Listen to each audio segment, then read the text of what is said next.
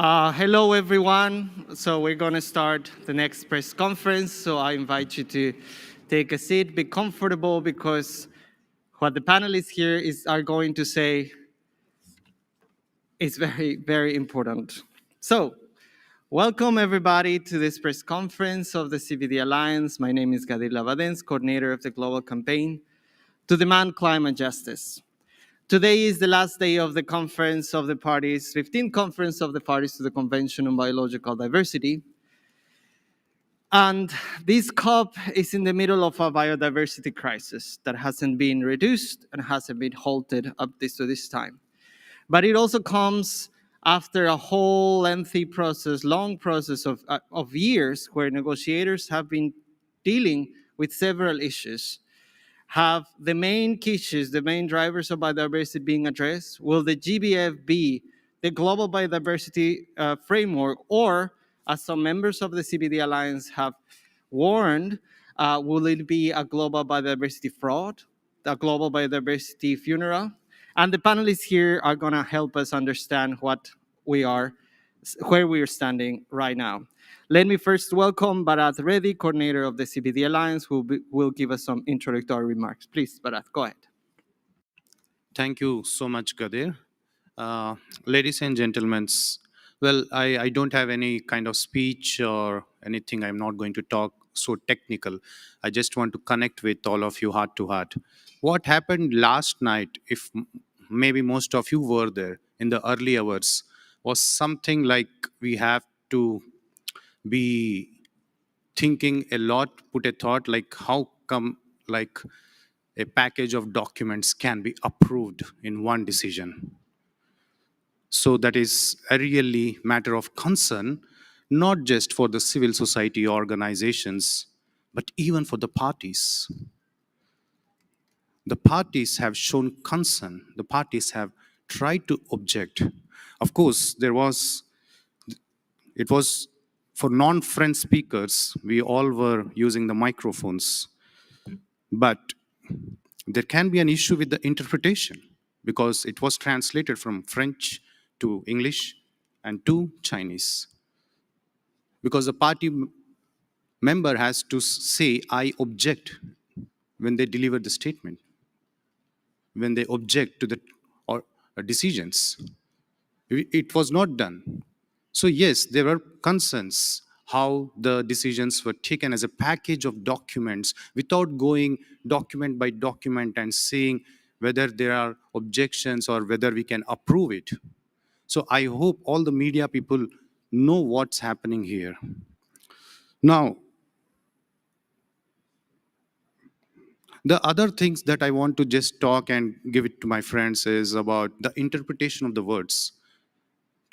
The terms like nature-based solutions and these bonds, green bonds, see, they're all brought by corporate people.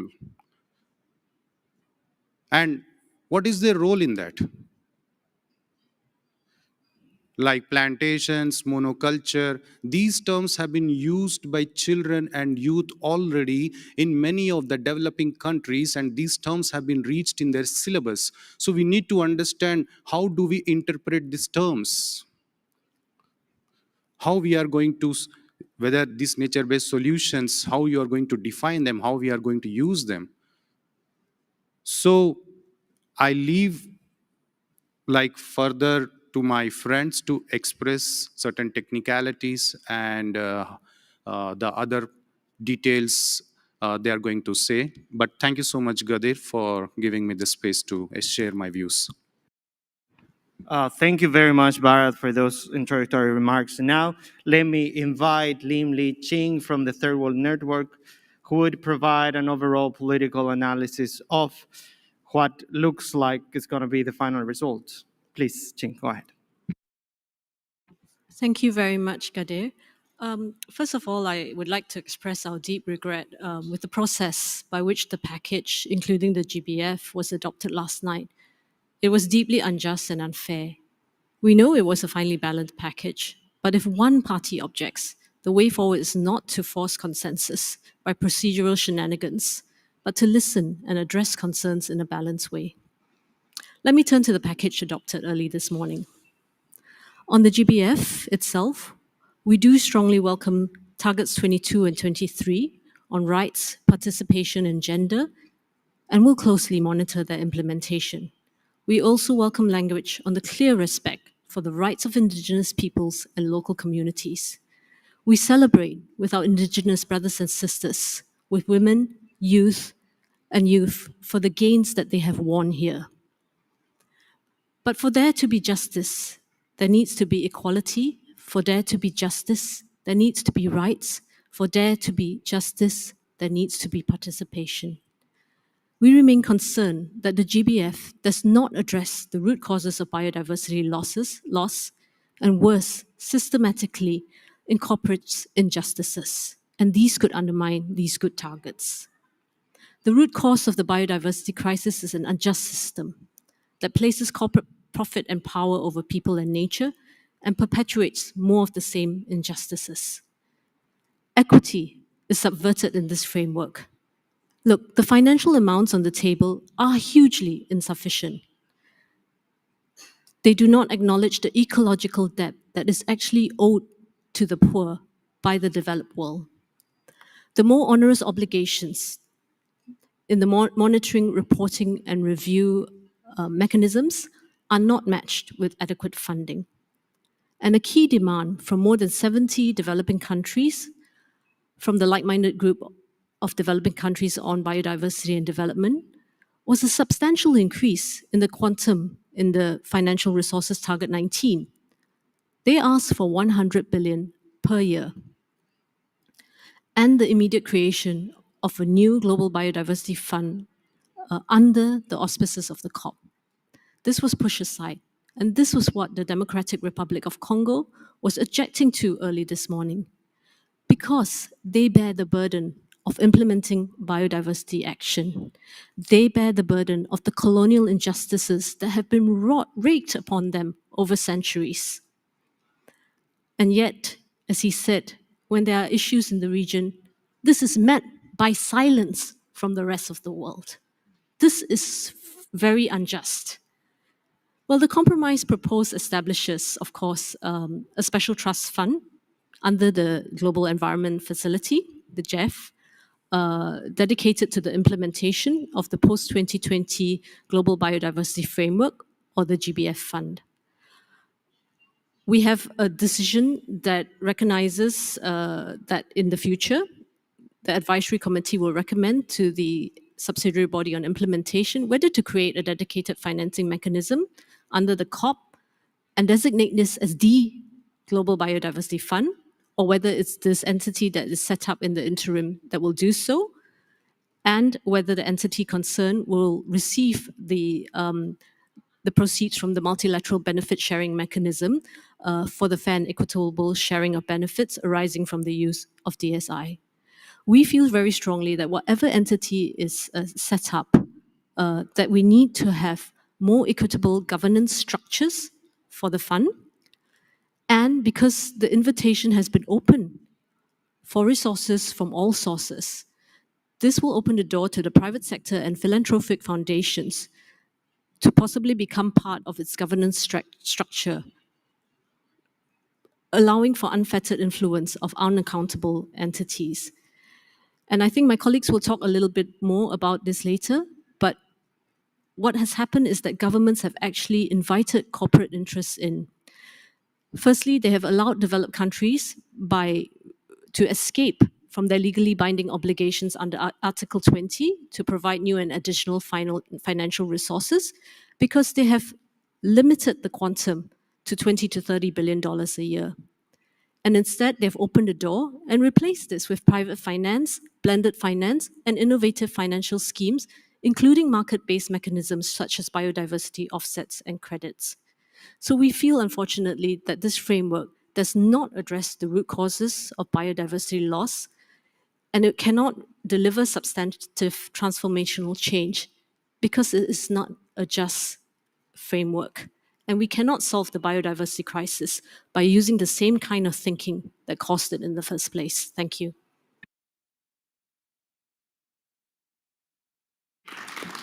Thank you very much, Ching, for helping us understand the good, the bad, and the ugly of the negotiations. The good, what can be rescued, what can be worked around. The bad, what we definitely have concerns around. And the ugly in terms of the procedure. What happened last night, as also Bharat mentioned, cannot be a president or can become actually a very dangerous president for future COPs. Let me welcome now our next panelist, Simone Lovera from the Global Forest Coalition, who will also continue addressing some of the important elements at the end of this COP. Please, Simone, go ahead. Thank you very much. So the Global Forest Coalition is a coalition of 127 indigenous peoples organizations, women's groups, and NGOs. So needless to say, we very much join our indigenous peoples members in celebrating the major wins that have been made at this GBF in terms of finally recognizing indigenous rights and even indigenous territories as autonomous areas that also contribute to biodiversity conservation. It is essential that these rights-based clauses are being respected when the biodiversity, the GBF is being implemented. We are quite concerned that, for example, the monitoring framework that was agreed upon does not reflect sufficiently all these rights and social clauses in the framework itself. Same for the gender target. We are very happy there is a self-standing target on gender, but there should be far more work also at the national level to really make sure that all elements of the GBF are really implemented in a gender responsive manner and that the appropriate indicators are being put in place for that. But in itself, we do feel that this GBF represents a paradigm shift from an old-fashioned model of forest conservation, of pure protected areas that clearly has not worked in the past and will not work in the future, to a model where there's conservation by and for people, the people on the ground, indigenous peoples, the women and the local communities on the ground. So that is the good news. But as Gardia said, there's also bad and there's ugly news. Because the big worry is indeed that a lot of these fantastic efforts will now be financed by all sources of funding. A very funny expression, actually, which basically is a big invitation, not just for greenwashing, but even for whitewashing. I mean, every drugs baron around the corner can now basically throw its money at biodiversity and use it as a whitewashing scheme under the text that has been agreed upon in Target 19. But as already pointed out, it's also highly inequitable because the figures that are there include domestic and private finance. And of the 200 billion that is on the table, only 30 billion will actually be real support. It seems that the developing countries are going to have to buy their own Christmas presents this year. But even more worrying is this massive emphasis on private sector support, because this means that there will be a very strong corporate dominance over biodiversity policy the coming 8 years, and that they will really see their chances to make sure that biodiversity policy is steered, because we all know who gives the money makes the policy. And this is exceptionally worrying. It's even more worrying if a lot of the finance is going to come from biodiversity offsets. That basically means, which I've also creeped in the text, and this basically means that we are now allowing just only 30% of the planet to be protected through financing that is generated, so completely destroying the remaining 70%, because it's all going to be compensated for, as they say so. However, there's also another good news on the field of finance, which is the great agreement that they made on aligning all financial flows, including both subsidies and investment.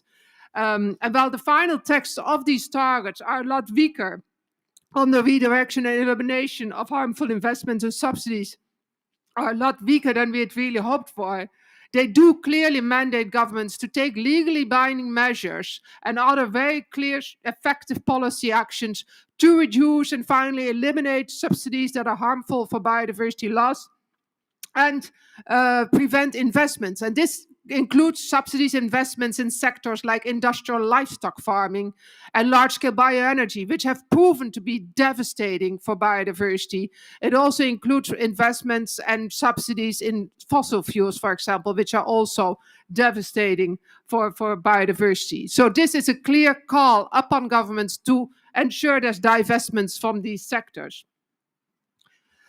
However, we do need to emphasize that aligning financial flows needs to be defined by governments and not by the private sector ourselves. And we are quite worried that corporations and financial institutions, including at the past 2 weeks, were clearly lining up to define that themselves how alignment should be interpreted, including through initiatives like the Task for Nature-Related Financial Risk Disclosure, which is a clearly corporate-dominated task force just pleading for very voluntary reporting about very voluntary commitments without anything legally binding in case. It is actually quite shameful how the target on private sector accountability was downgraded, and that all references to legal accountability that were originally in that target have all been removed.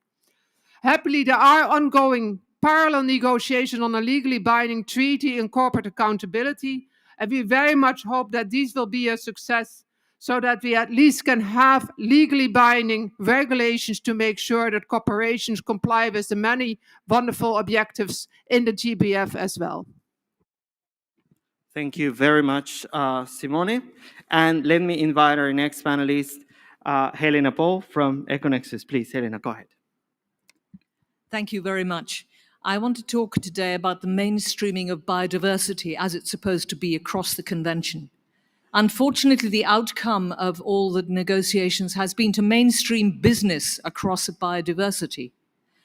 And it's a real problem that we face because we have a major presence of business at these discussions, justifying themselves, talking about how they are going to save biodiversity with their actions, with beautiful photographs and lovely promises. But unfortunately, the reality is that we have, right at the core of the GBF, a very weak target on business, in which business we want to encourage and enable business to regularly assess and monitor and transparently disclose what it is doing, its risks, dependencies, and impacts on biodiversity. But the problem is that we only ask them to disclose what they are doing. We do not have any means of verification on the ground. And I'm sure that anyone who works on issues of corporate impact will realize that reports are one thing, but realities are something quite different. And so who is going to verify these reports? Who is going to look at these? It was Global Witness that helped to disclose how many environmental defenders were being killed. But we can't rely on organizations like that to do this vital, very difficult work. And the interesting thing is that governments feel that they can't manage it. In the Global South, they're hugely burdened by debt, and quite often those debts have been paid many times over already, but they're still exerting a stranglehold on countries. They may have weak rule of law as well. And so how are they supposed to monitor the impacts of business on their biodiversity? And interestingly enough, in the global north, the EU, for example, seems to find the idea of verification of corporate reports as too much trouble for them to engage in. So there's a huge gap here, a huge hole in this GBF, if business is going to be enabled to continue to exert great control over all the processes without any possible means of verification of what they are doing. Thank you. Thank you very much, Helena. And now I'll open this space for questions from the press and media. Please raise your hand. I see a hand already there. I don't see any other hands yet. So let's take that question. Please identify yourself and go ahead. Sorry, 1 second. Mike Casey with Associated Press. Yeah, sorry about that. Mike Casey with Associated Press.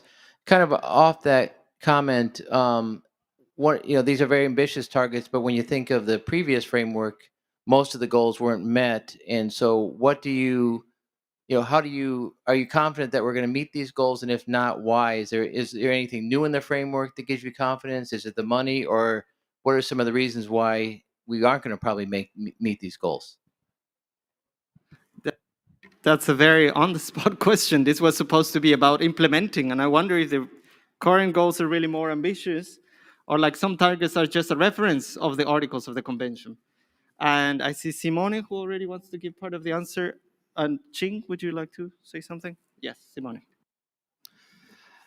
I think the really hopeful thing is the recognition of the territories of indigenous peoples and community conserved areas, and also women's initiatives, collective actions as they are concerned.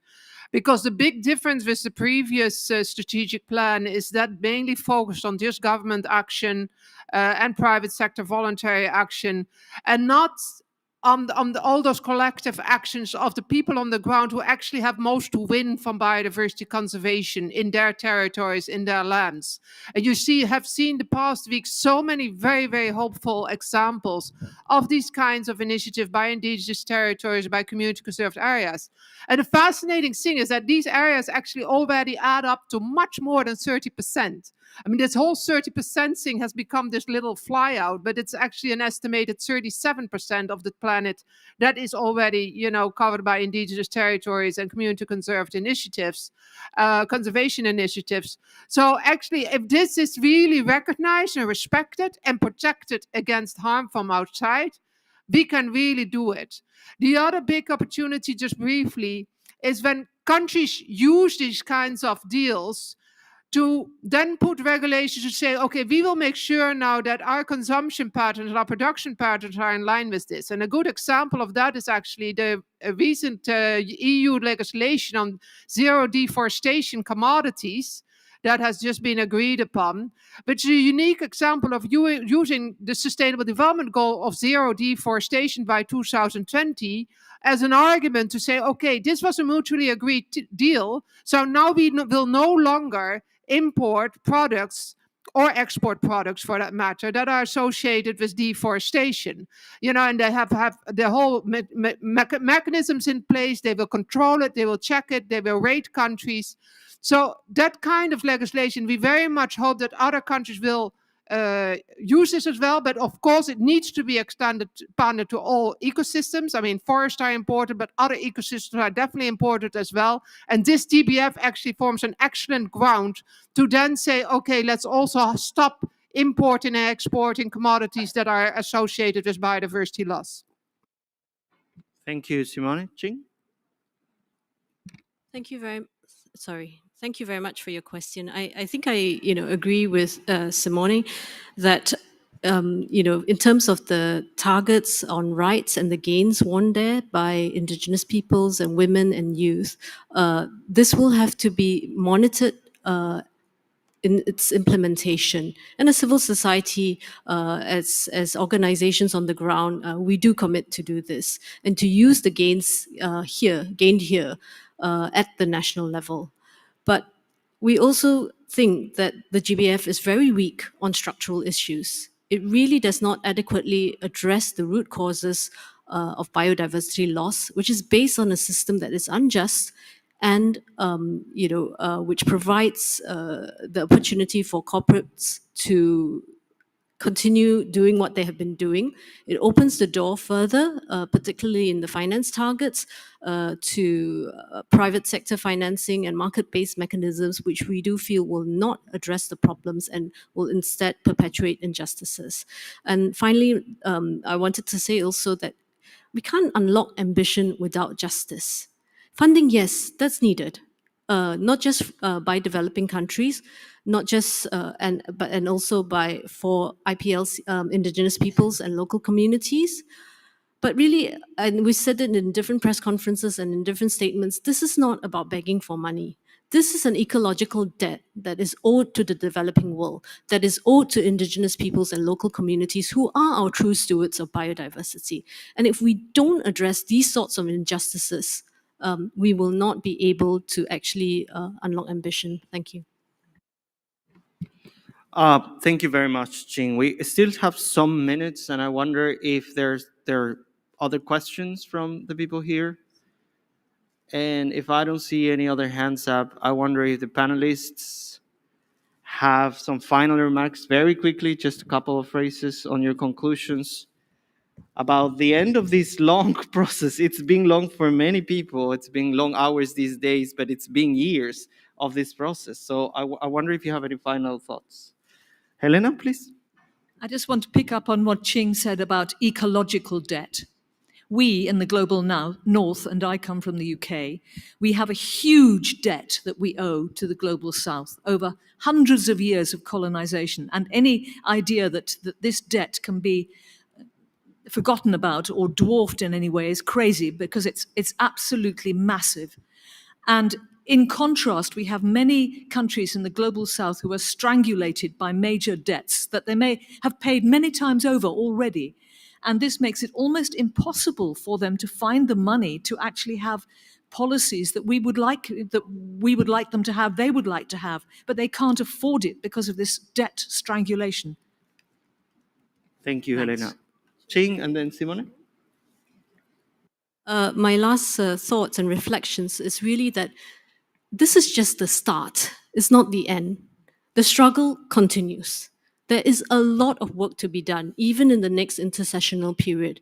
We see, for example, that the monitoring, the headline indicators, there's still a lot of work to be done on that. There are numerous technical expert groups being set up. We have, in a sense, and I think in terms of the demands of the Global South, some progress in the solution for DSI, right? But a lot of the details and the modalities are still to be decided, and that will come with the open-ended working group that is going to meet, in the next intersessional. We have an advisory committee set up to advise on the successor resource mobilization strategy successor, right? So all these things will still have to be done, and this struggle will continue. So it's just the beginning, really.